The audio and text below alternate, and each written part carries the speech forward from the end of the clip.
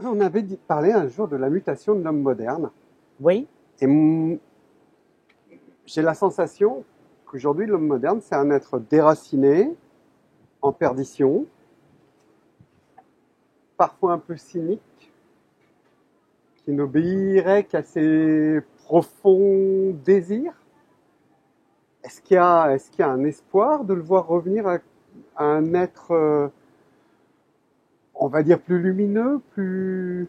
alors il faut comprendre qu'il y a deux modernités. La modernité est d'un certain côté créatrice. Être moderne, c'est avoir un regard libre, neuf, personnel sur l'existence. En bas de chez moi, il y a une librairie qui s'appelle Un regard moderne. Et je trouve que c'est une belle définition de la modernité. La modernité, c'est vraiment un regard libre qui n'est pas prisonnier des pesanteurs du passé et d'un conservatisme étouffant. Donc, il y a une modernité très créatrice. Et cette modernité, elle a commencé avant la modernité, comme la tradition va au-delà de la tradition. Et puis, tu as une deuxième modernité, malheureusement plus connue et beaucoup plus hégémonique, c'est celle qui se pense sur le mode de la guerre. C'est la guerre du nouveau contre l'ancien.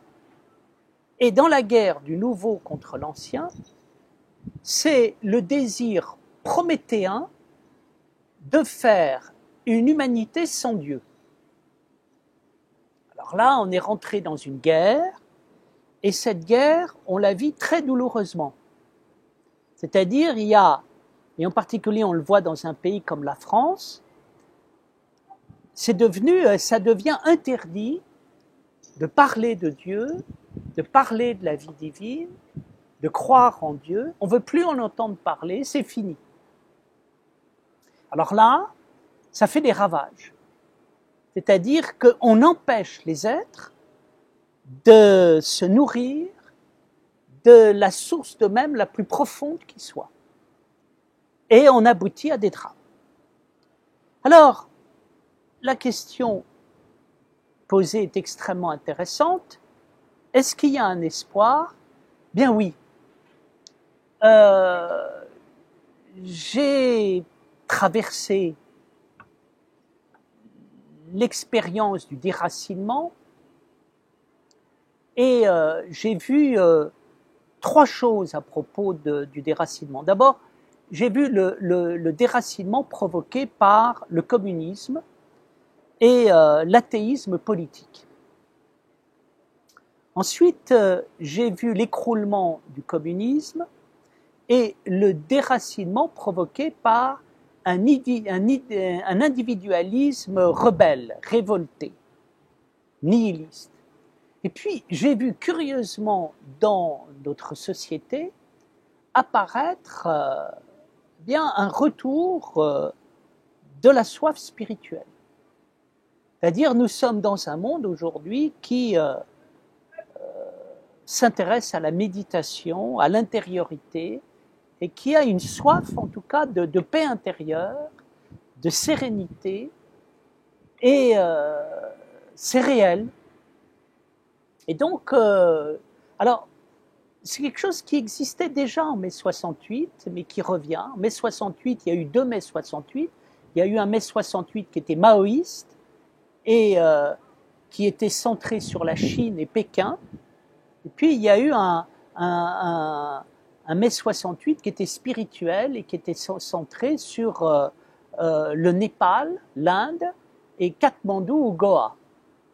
Ben, je trouve qu'on retrouve. Alors, on n'entend plus parler du marxisme, du maoïsme, mais on n'entend plus parler de l'Inde, mais il y a cette expérience de l'intériorité qui existe et qui témoigne, mais véritablement, de quoi?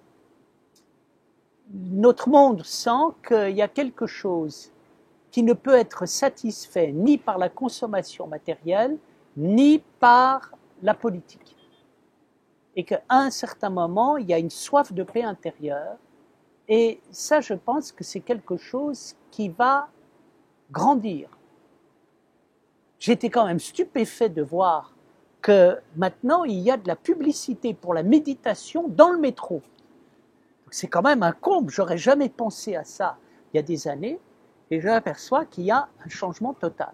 Alors, je ne sais pas ce que ça va donner, parce que dans cet engouement pour la méditation, on en parle énormément, on en parle trop, on en parle à tort et à travers, tout le monde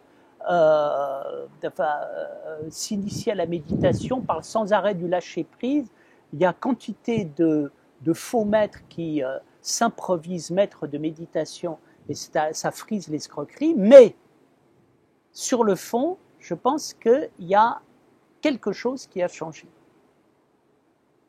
Donc, patientons, voyons ce que ça va devenir. Merci Bertrand.